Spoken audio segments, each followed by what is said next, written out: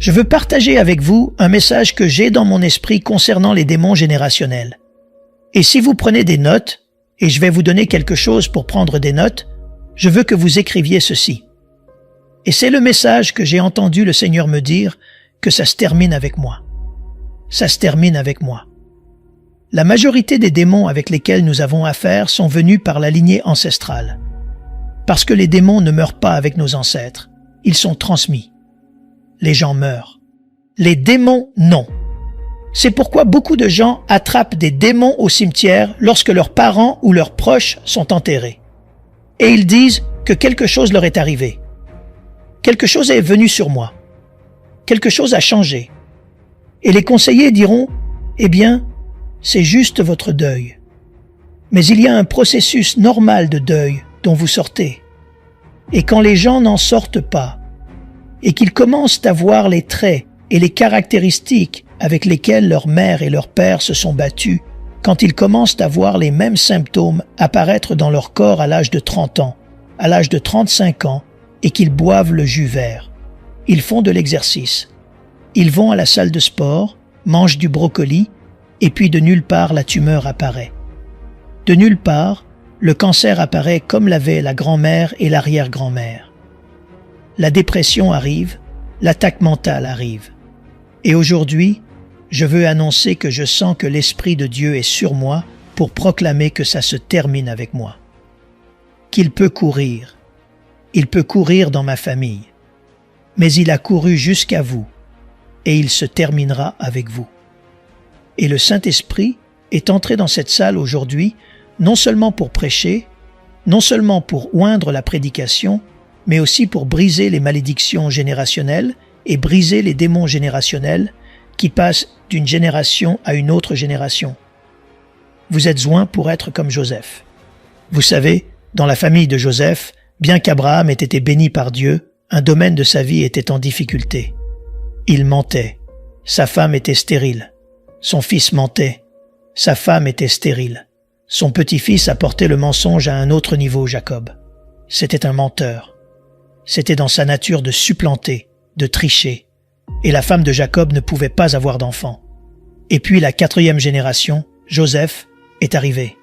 Et Joseph a subi plus d'attaques que quiconque de ses générations précédentes, mais quelque chose s'est passé avec Joseph. Ce mensonge a été brisé. L'enfant de Joseph a été appelé fructueux. Pourquoi? Parce que cette malédiction générationnelle a été brisée sur sa vie. Et Dieu vous a suscité pour un temps comme celui-ci, pour briser les malédictions sur votre arbre généalogique. Quelqu'un peut-il dire Amen? Si vous avez votre Bible, je veux que vous alliez avec moi au livre d'Esther, chapitre 2, verset 5, et au livre d'Esther, chapitre 3, verset 1. Et à Suse la synodelle, il y avait un certain juif dont le nom était Mardoché, fils de Gère, fils de Chamaï, fils de Kish, un benjamite. Chapitre 2, verset 5, il est dit que Mardoché était un fils, un descendant direct de Kish, qui était un benjamite. Si vous lisez, chapitre 3, verset 1, il parle d'Aman, fils d'Agag, et il était avancé et avait un siège au-dessus de tous les princes qui étaient avec lui. Alors regardez ça. Quand Israël sort d'Égypte, le premier ennemi qui les attaque et les attaque avec arrogance, les attaque indirectement, les attaque avec férocité et les attaque brutalement. C'étaient les Amalécites. Et Dieu a fait une promesse, et il a dit que j'effacerai les Amalécites de la face de la terre. Dieu oint le premier roi d'Israël, son nom est Saül. Et Dieu lui donne une mission et dit « Je veux que tu ailles les éliminer. » Cela faisait déjà 100 ans. Les Amalécites avaient commis un péché. Mais voyez-vous, les conséquences du péché ne s'annulent pas avec le temps. Ils ne sont enlevés que par le sang. Le temps n'efface pas le péché. Vous pouvez l'enterrer dans le sable. Seul le sang nous purifie du péché. Et le péché des Amalécites n'a pas été enlevé par le sang. Il devait être puni. Et Dieu utilise Saül pour punir les Amalécites, mais bien sûr, Saül a plutôt choisi de plaire aux gens au lieu d'exécuter la vengeance sur l'ennemi de Dieu. Il y a eu un temps où j'étais un peu gêné du ministère de la délivrance à cause de son aspect désordonné, de l'étiquette bizarre que l'on vous colle, des vomissements qui pourraient potentiellement offenser le nouveau croyant qui pourrait venir. J'ai commencé à avoir des amis qui m'appelaient avec des noms. Et puis, j'ai commencé à entendre des rumeurs à travers de ce qu'ils disaient sur moi. Les endroits où j'étais invité, je n'étais plus invité. Et je me souviens que je suis allé prier Dieu et j'ai dit « Seigneur, y a-t-il une autre façon? Pourrions-nous le faire comme tout le monde dans cette pièce secrète le mercredi soir ?» Et j'ai senti un avertissement cinglant de Dieu à partir de l'histoire de Saül. Et il a dit « Si tu n'exécutes pas le jugement sur mon ennemi, je retirerai mon onction. » Les Amalécites sont l'ennemi juré de Dieu. Et Dieu m'a dit ce qu'il a dit à Saül. Il dit « Je t'ai oint non pas parce que tu es mignon. Je t'ai oint non pas parce que tu es instruit. Je t'ai oint non pas parce que tu es connecté ou parce que tu es spécial. C'est parce que j'ai juré la guerre contre cet ennemi. Si tu arrêtes de plaire aux gens et que tu vas exécuter la punition sur mon ennemi, mon onction grandira sur toi. Mais si tu deviens un baratineur, si tu deviens un plaisir pour les gens, et que tu as peur et que tu dis « J'épargnerai les Amalécites pour pouvoir gagner le vote populaire avec les gens, mon onction sera retirée. » Vous savez ce qui est arrivé à Saül? L'onction s'est levée. Et quand l'onction s'est levée, il est devenu tourmenté. Vous êtes soit dans la servitude, soit dans la bataille. Il n'y a pas de juste milieu. Si vous refusez d'aller vous battre comme David, ce n'est qu'une question de temps. Vous pouvez tuer des lions, des ours, et vous pouvez tuer Goliath, et puis une image nue d'une Bethsabée vous attirera, et vous passerez de l'ennui à la servitude parce que vous avez refusé la bataille. Et je me souviens avoir secoué la poussière, et j'ai dit « Seigneur, je préfère être embarrassé, je préfère qu'on se moque de moi, je préfère que nos tapis soient nettoyés tous les 2 week-ends, parce qu'ils sont tachés. Je préfère nous appeler l'église des démons. Sesgen ne parle que de démons. Laissez-les nous appeler comme ils veulent, mais laissez cette précieuse onction reposer sur moi, et je veux que chaque Amalécite affronte le jugement de Dieu. Chaque démon fait face au jugement de Dieu. Chaque malédiction fait face au jugement de Dieu, et chaque captif doit être libéré et affranchi, parce que vous et moi avons été oints pour un temps comme celui-ci. Que quelqu'un dise « Oui ». Quand Saül a refusé de tuer les Amalécites, il a fini par tuer des prêtres. Si vous n'attaquez pas le diable, vous attaquerez ceux qui attaquent le diable. C'est une question de temps.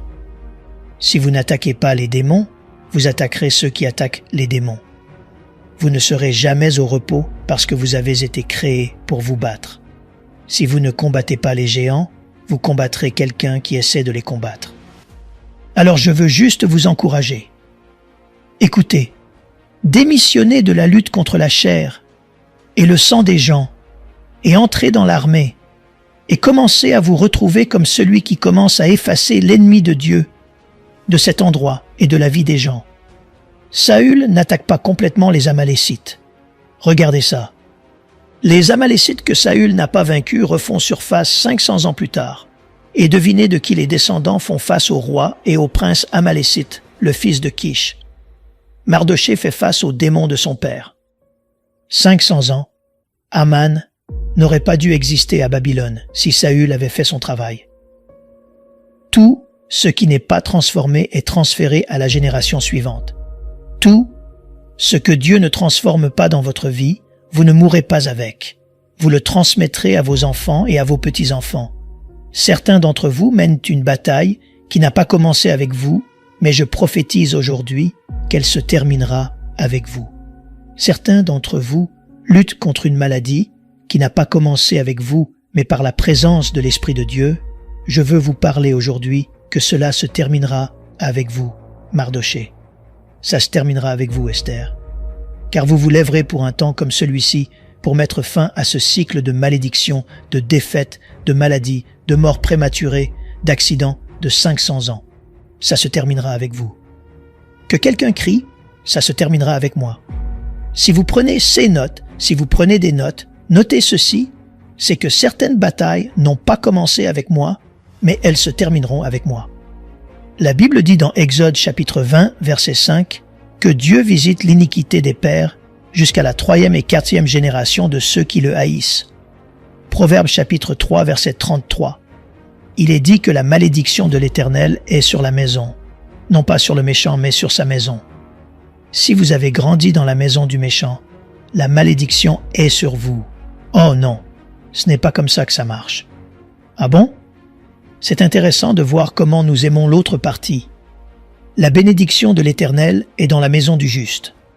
Nous disons « Oh, les bénédictions générationnelles sont réelles, mec. Je suis un bénéficiaire des bénédictions générationnelles, mais les malédictions générationnelles ne sont pas réelles. » Écoutez, la même chose s'applique pour les deux camps. L'Écriture déclare clairement la maison du méchant, pas seulement sur la personne du méchant.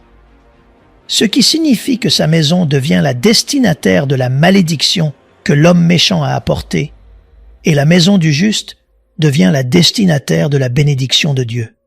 Paul dit à Timothée, « Je me souviens de ta foi sincère qui était d'abord en ta grand-mère, en ta mère, et maintenant elle est en toi. » Les bénédictions générationnelles sont comme les malédictions générationnelles. Elles se transmettent d'une génération à l'autre. Nous voyons que Dieu bénit la famille. Noé a pris la famille dans l'arche. Lot a fait sortir la famille. Nous voyons qu'il y avait un agneau pour chaque maison. Nous voyons que Rahab et toute la famille ont été sauvés. Moi et ma famille, moi et ma maison, nous servirons l'Éternel. Comme le centurion avec sa maisonnée a cru. Corneille avec sa maisonnée a été béni. Nous voyons que Lydie a cru avec sa maisonnée. Agéliar était la personne qui croyait avec sa maisonnée. Le chef de la synagogue a cru avec sa maisonnée. Paul a baptisé la maisonnée de Stéphanos, maisonnée. Une science confirme que les traits se transmettent par les gènes de nos parents, mais qu'ils restent en sommeil jusqu'à ce qu'ils soient activés par nos choix et nos associations. Vous n'êtes pas responsable de ce qui vous est transmis. Dieu ne vous en tiendra pas pour responsable, mais vous êtes aussi habilité à ne pas transmettre cela à une prochaine génération. Vous pouvez prendre une décision comme l'ont fait Mardoché et Esther, que peut-être notre arrière-arrière-arrière-grand-père n'a pas combattu les Amalécites. C'est toujours la fin, mais cela se terminera avec nous. Nous nous lèverons pour un temps comme celui-ci et ce cancer a réclamé chaque femme de notre famille, mais il s'arrête avec moi. Cette dépression a réclamé chaque homme de notre famille, mais elle se termine avec moi. La pauvreté a fait des ravages dans ma famille, mais je suis le Mardoché. Et dans cette famille, cela se terminera avec moi. Ça s'arrête avec moi. Pourquoi? Parce que la bénédiction de Dieu sera sur ma famille. Je suis un briseur de malédiction. Je suis une personne qui mettra fin à ce que l'ennemi a commencé. Et je commencerai à ce que Dieu veut commencer dans ma famille. Que quelqu'un crie oui. Quand j'ai acheté, une fois, ma femme et moi avons acheté une vieille propriété locative vraiment délabrée, un duplex. Le gars qui nous l'a vendu était un avocat et il ne s'occupait pas de la pelouse. Je l'ai acheté. C'était à moi, mais les mauvaises herbes étaient dans la pelouse. Et peu importe combien j'essayais de tondre la pelouse, les mauvaises herbes continuaient d'apparaître. Vous savez, et ce n'était pas de ma faute si les mauvaises herbes étaient là. Je ne les ai pas plantées. Le gars avant moi l'a fait. Mais c'était ma pelouse, et tondre la pelouse n'a pas résolu le problème des mauvaises herbes. Les mauvaises herbes devaient être éliminées. Les mauvaises herbes devaient être traitées non pas avec la tondeuse à gazon, mais avec un poison spécial. Certaines d'entre elles devaient être déracinées. Certaines d'entre elles ont dû recevoir une nourriture appelée poison et se dessécher et mourir. Mais en l'espace de 6 mois, j'ai nettoyé les mauvaises herbes que mon propriétaire précédent avait laissé se produire et se développer. Certains d'entre vous, lorsque vous êtes devenus chrétiens, en tondant cette pelouse, vous continuez à vous repentir et vous continuez à dire « Seigneur, j'essaierai de faire mieux. Mais je suis venu ici aujourd'hui pour vous encourager et vous rappelez que bien que vous ne soyez pas responsable des mauvaises herbes de vos parents, ne vous contentez pas de tondre la pelouse, exterminez ces choses. Ne tolérez pas la dépression. Ce n'est pas votre animal de compagnie. Nuisible. C'est le moment de lui déclarer la guerre. C'est le moment de vous lever contre elle et une fois pour toutes d'y mettre fin pour que la personne après vous n'ait pas à faire face à vos démons, parce que vous vous en êtes occupé et que vous y avez mis fin et qu'ils peuvent recevoir vos victoires pour la gloire de Dieu. Quand David était mourant, il a donné à son fils l'autorité, il a donné à son fils de l'argent, il a donné à son fils un plan pour un temple, mais il a aussi transmis à son fils ses ennemis. Et juste à son chevet, David a tiré son fils et il a dit « Fils, je dois te dire que je t'ai tout donné, le royaume, mais malheureusement, je te transmets aussi quelques ennemis. Ennemis A, B, B, C. » Et David était un père intelligent, car il a dit et préparé son fils « Tu ne peux pas régner correctement jusqu'à ce que tu extermines mes ennemis. » Et la Bible dit que lorsque Salomon a éliminé tous les ennemis de son père, il est dit « Et alors son royaume a été établi. Jusqu'à ce que vous vous occupiez des démons de votre papa, vous n'établirez pas votre vie chrétienne. Jusqu'à ce que vous vous occupiez des démons de votre maman, vous n'établirez pas votre vie chrétienne. » Certains d'entre vous, ce à quoi vous avez affaire, n'a pas commencé avec vous. Le problème d'attitude, le problème de maladie. Et le but n'est pas de blâmer votre mère, c'est de combattre l'esprit que votre mère n'a pas vaincu. Le but n'est pas de blâmer votre grand-père, c'est de combattre la malédiction qu'ils n'ont pas vaincue. Le but n'est pas de rejeter la faute. Le but est de prendre la responsabilité et de dire « Je suis un Mardoché et Aman doit mourir. La dépression doit mourir dans ma famille. Cette maladie et cette maladie doivent mourir dans ma famille. Cette malédiction démoniaque doit mourir dans ma famille. Que quelqu'un crie, ça se termine avec moi. » La Bible dit que Mardoché vient vers Esther et il lui rappelle en quelque sorte que tu as une bataille dans ta maison. Tu as une bataille dans ta vie. Même si tu es une reine et que ce Haman opère là où tu vis, tu as une plus grande autorité. L'ennemi peut avoir accès, mais tu as l'autorité. Et l'autorité l'emporte sur l'accès. Si vous êtes propriétaire d'une entreprise et que votre employé a une carte d'employé, votre autorité l'emporte sur leur accès. Vous pouvez révoquer cette carte et changer le mot de passe. Et mon ami, je veux te dire quelque chose. Haman peut opérer dans ton palais. Tu es la reine. Et ton mari est le roi des rois et le seigneur des seigneurs. Il peut opérer sur ton territoire pendant longtemps, mais tu as l'autorité et il est temps pour toi de te lever et d'exercer cette autorité. J'aime cela chez Esther, parce qu'Esther ne tire pas de ficelle politique. Voyez-vous, Esther a réalisé qu'Haman n'était pas un ennemi politique. C'était une malédiction générationnelle. Pourquoi? Parce que si tout cela était un problème politique, tout ce qu'elle avait à faire était de tirer des ficelles politiques. Mais la première chose qu'Esther a faite est de proclamer un jeûne de 3 jours. Pourquoi avez-vous besoin de faire un jeûne de 3 jours? Parce que vous n'apportez pas un couteau à un combat de fusil. Si vous prenez des notes, notez ceci. Vous n'apportez pas un couteau à un combat de fusil. Qu'est-ce que cela signifie? Vous ne combattez pas les malédictions générationnelles avec des pilules. Vous ne combattez pas les malédictions générationnelles avec une thérapie.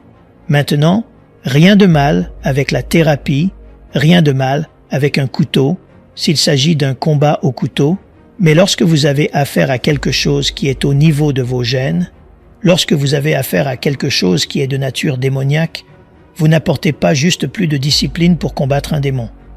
Les démons ne sont pas enlevés par la discipline. Ils sont enlevés par le nom de Jésus. Ils ont dû être chassés. Allez, quelqu'un. Donc, la première chose que j'ai mentionnée est que cela n'a peut-être pas commencé avec moi, mais que cela se terminera avec moi. Numéro 2. Je ne traite pas les malédictions générationnelles par des moyens naturels. Je traite les malédictions générationnelles par des moyens spirituels.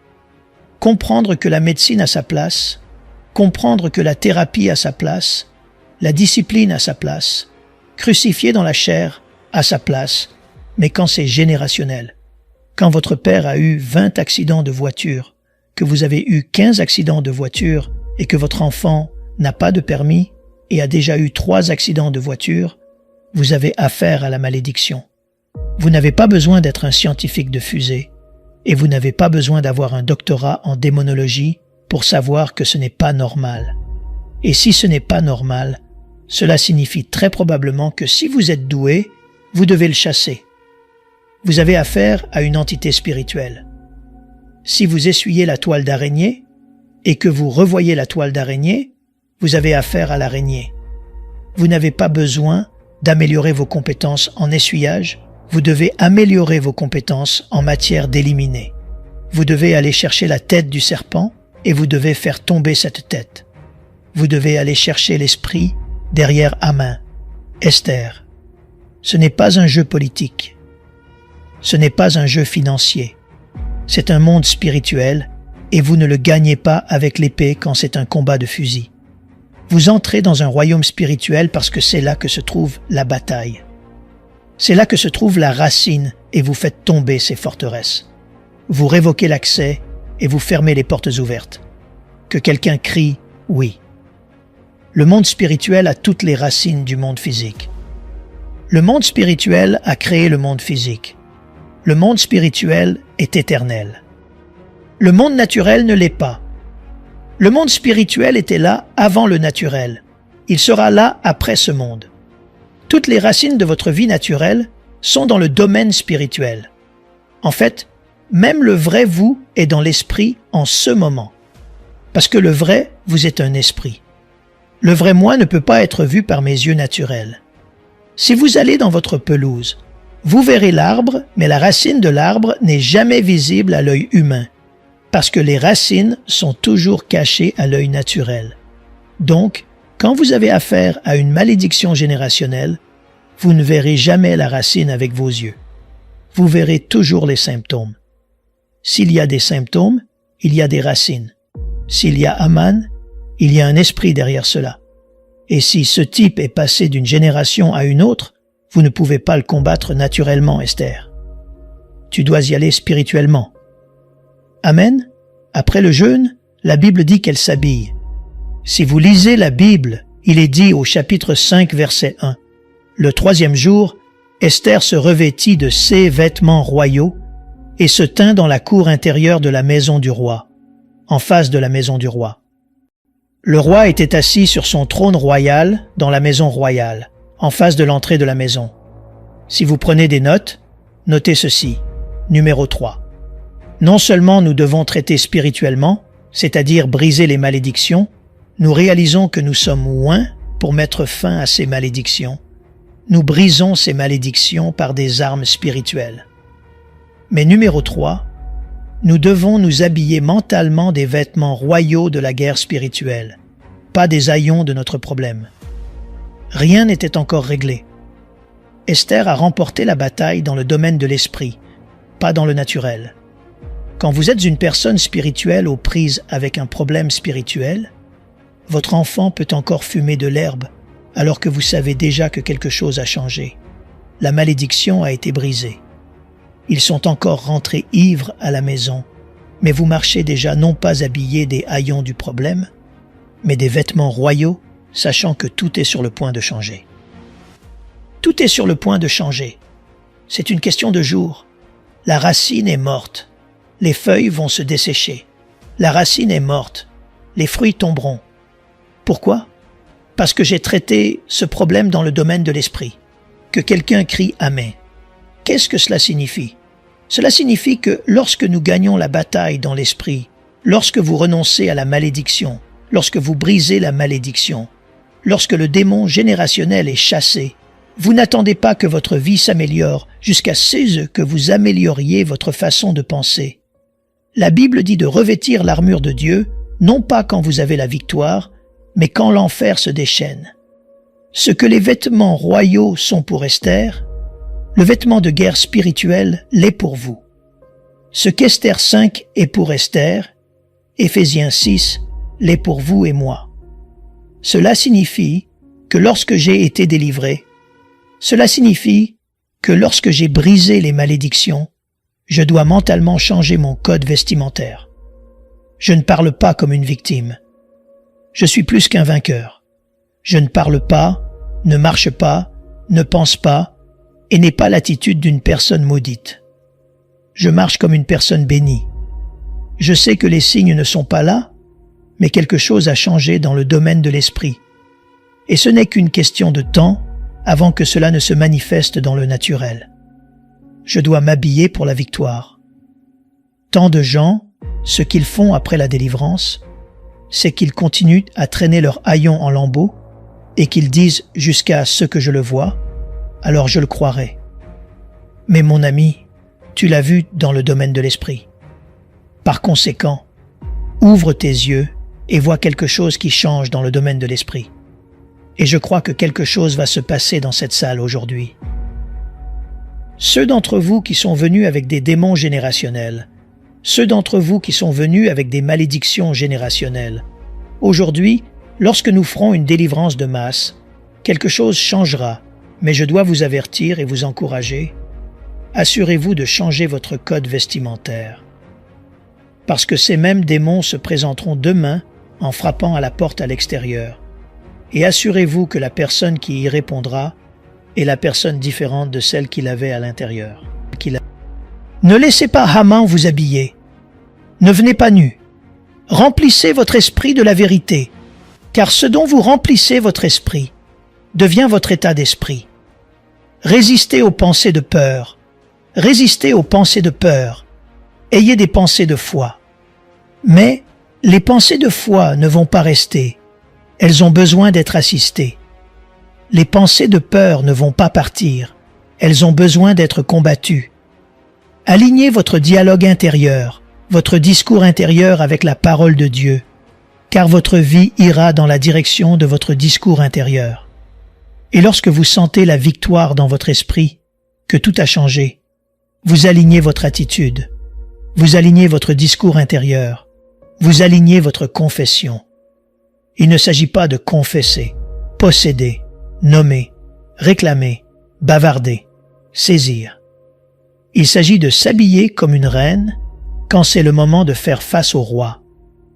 C'est le moment pour vous de réaliser que lorsque vous avez été délivré, vous devez revêtir l'armure d'un soldat. Vous n'êtes plus aveugle, Bartimée. Votre vie ne changera pas encore. Mais si tout a changé dans le domaine de l'esprit, ce n'est qu'une question de temps. Tout changera dans le domaine physique, mais votre état mental doit changer. La façon dont vous parlez doit changer. La façon dont vous vous habillez doit changer. La façon dont vous vous voyez doit même changer. Sinon vous entraverez la transformation dans votre vie. Numéro 4. La Bible dit qu'elle vient vers le roi et qu'elle ne panique pas devant le roi dans le désespoir, parce que quelque chose a changé dans le domaine de l'esprit. Et le roi dit « Esther, que veux-tu » Ce serait un bon moment pour créer une panique et crier fort et dire « Je suis sur le point de mourir. Mon peuple est sur le point d'être anéanti. » Et Esther a cette douce requête. Elle dit « Je veux vous inviter à dîner. » Comment pouvez-vous demander à un roi un rendez-vous quand vous devriez exprimer votre désespoir? Le roi vient dîner avec Haman et elle a invité Haman. Pourquoi? Vous devez apprendre à manger en présence de votre ennemi. Et beaucoup d'entre nous ne voient pas la délivrance dans son intégralité parce que nous disons « Je ne mangerai pas jusqu'à ce que Dieu tue l'ennemi. Je mourrai de faim, mais la Bible dit qu'il oint ma tête d'huile et qu'il prépare une table en présence d'Haman. Cela signifie que parfois, je peux sentir l'ennemi dire encore « Je t'ai eu ». Et vous dites « Oh non, vous ne m'avez pas. Vous ne m'avez pas. » Et vous continuez à manger. Vous continuez à manger et vous rendrez le diable fou. Parce que si vous apprenez à adorer en présence de votre ennemi, si vous apprenez à prier en présence de votre ennemi, si vous apprenez à lire la Bible en présence de votre ennemi, votre délivrance viendra. J'entends des gens dire « Je ne peux pas venir à l'église. Les démons me tourmentent. » Et si vous les ameniez à l'église pour qu'ils soient tourmentés, je ne peux pas lire la Bible. Le diable s'en prend à mon esprit. Et si vous ouvriez la Bible et le faisiez se tourmenter dans son esprit, je ne peux pas adorer. Et si vous adoriez en présence de votre ennemi, Esther ne s'est pas débarrassée d'Aman jusqu'à ce qu'elle le torture. Il ne savait pas qu'il était jeté au four pour un cuisinier. Il était en train de cuire. Et là, le roi dit, « Esther, que voudrais-tu? Ce serait un bon moment. Il a déjà mangé, il a bu le vin. Ce serait un bon moment pour dire, « Grand roi, s'il vous plaît, sauvez-moi. » Et Esther ne fait pas ça. Elle dit, « Pouvez-vous revenir demain ?» J'aime ça parce que pour elle, et écoutez ça très attentivement, le roi n'était pas un moyen pour sa délivrance. Il était son mari. Beaucoup de gens, et pour ceux d'entre vous, ce n'est pas un reproche. Dieu n'est pas un moyen pour votre liberté. Dieu est un but et la délivrance est un moyen d'avoir plus de Dieu. Nous ne recherchons pas la délivrance et n'utilisons pas Dieu comme un moyen pour y parvenir. Israël l'a fait. Ils ont utilisé Dieu pour sortir d'Égypte. Et quand Dieu les a fait sortir, ils l'ont abandonné et ont commencé à adorer une vache. Ils ont commencé à adorer un veau. Ils ont commencé à adorer d'autres êtres. Parce que parfois, lorsque vous êtes dans un lieu de tourment, vous devenez si désespéré que tout ce à quoi vous pensez, c'est « j'ai juste besoin d'être libre. J'ai juste besoin d'être libre. » Et bien que ce soit admirable, c'est bien, mais Dieu ne veut pas être utilisé. Dieu est digne d'être adoré, et donc vous devez prendre la décision comme ces deux hommes possédés par des démons. Que je sois dans les luttes, même dans les chaînes, je vais courir vers Jésus et je vais adorer. Je vais courir à l'église et je vais prier. Je vais courir vers ma Bible et je vais lire la Bible. Pourquoi? Parce que Dieu n'est pas un moyen pour atteindre un but. Dieu est mon but. La raison pour laquelle je veux être délivré, c'est pour pouvoir le servir davantage. La raison pour laquelle je veux lui offrir la délivrance, c'est pour pouvoir l'aimer davantage. La raison pour laquelle je veux être délivré, c'est pour pouvoir prier davantage. La raison pour laquelle je veux être délivré, c'est pour pouvoir aller à l'église davantage. Et je pense que souvent Dieu attend de voir non seulement notre désespoir, mais aussi notre dévotion. Pendant que vous nourrissez le roi, il y a un changement dans le domaine spirituel. Laissez les démons mourir de faim et vous ne mourrez pas de faim. J'aime ça parce qu'elle mange. Elle mange. Aman mange juste en sa présence. Quel sentiment! Vous avez mal au cœur, mais je pense qu'Esther le regarde et je pense qu'elle regarde sa montre. Ce garçon n'a plus que quelques heures à vivre. Et le bon moment est arrivé et elle enlève le masque parce que c'est ce que vous devez faire en présence de Dieu. Et elle dit au roi que non seulement elle est Esther, mais qu'elle est aussi Hadassa. Il y a quelque chose à son sujet que le roi n'a pas encore entendu de ses lèvres.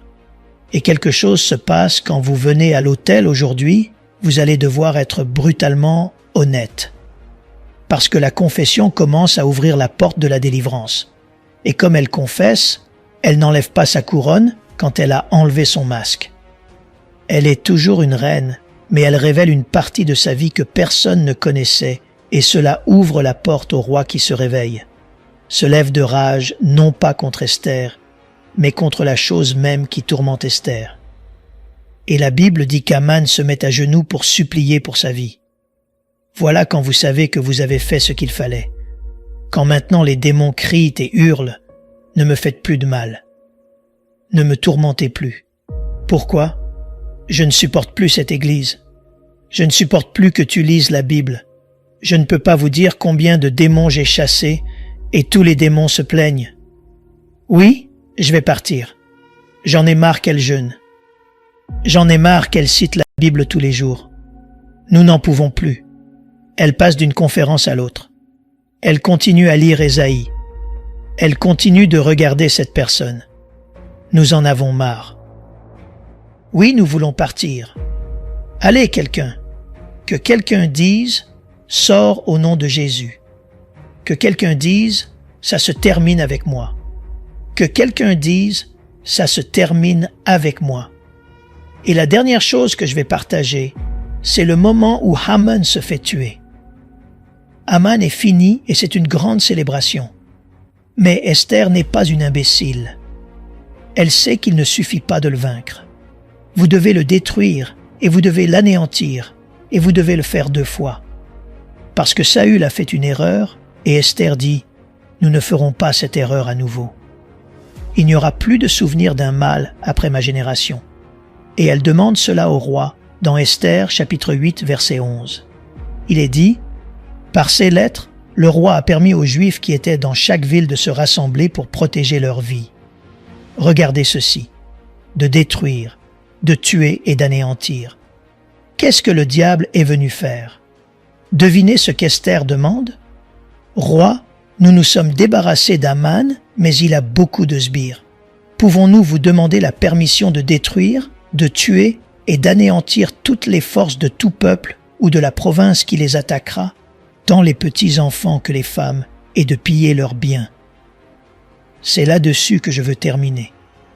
Tout ce que Dieu n'enlève pas, il vous donne le pouvoir de le résister.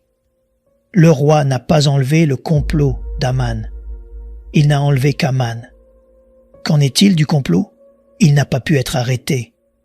Le roi a donné le pouvoir aux faibles juifs qui étaient marqués pour la destruction et il dit « Je vous soutiens. Vous pouvez maintenant inverser le plan. Au lieu d'être volés, tués et détruits, vous détruisez, vous volez et vous pillez. Je vous donne le pouvoir sur l'ennemi de fouler aux pieds les serpents et les scorpions, et par la grâce de Dieu et le don de la justice, vous régnerez dans la vie. La Bible nous dit que nous avons l'autorité. Dieu ne va pas enlever chaque démon de votre vie. Il l'enlèvera de votre âme, mais il vous donnera le pouvoir d'anéantir, de tuer et de détruire les œuvres du diable. Si vous avez vécu la délivrance, si vous êtes passé par la confession et que vous avez l'impression que quelque chose d'autre est encore là, qui veut attaquer votre famille, j'ai une parole de Dieu pour vous. Lève-toi, Esther. Lève-toi, Mardoché. Tu n'es plus un faible. Vous êtes habilité par Jésus-Christ et donnez au diable un combat. Soumettez-vous à Dieu et résistez au diable, et il fuira loin de vous, et vous verrez la victoire dans votre maison. Et faites-le à nouveau le lendemain, et faites-le à nouveau le lendemain, et faites-le à nouveau le lendemain. Un diable est appelé un lion, et le lion n'a pas une grande endurance. Les lions se fatiguent très vite. Les lions ont un petit cœur, et ils se fatiguent rapidement, ce qui signifie que si vous persistez, il abandonnera. Si vous persistez, il abandonnera. Si vous n'abandonnez pas, il s'enfuira. Amen. Nous aimerions vous donner l'opportunité de faire de Jésus le Seigneur de votre vie. Voulez-vous bien prier avec moi? Dites Seigneur Jésus, je me repens de mes péchés. Viens dans mon cœur. Je fais de toi mon Seigneur et Sauveur. Et merci Seigneur pour le baptême du Saint-Esprit en moi. Dans le nom de Jésus. Par cette simple prière, nous croyons que le Saint-Esprit vous conduit sur le chemin de la nouvelle naissance. Allez dans une bonne église dont le fondement est la parole de Dieu, passez par les eaux du baptême et donnez à Dieu la première place. Nous espérons de tout cœur que ce message vous encouragera. Si vous connaissez quelqu'un qui puisse être encouragé, s'il vous plaît, envoyez-le lui pour nous aider à atteindre plus de gens et à propager l'Évangile. Édifions le corps de Christ ensemble. Appuyez sur la cloche des notifications et merci infiniment de nous soutenir en vous abonnant à notre chaîne.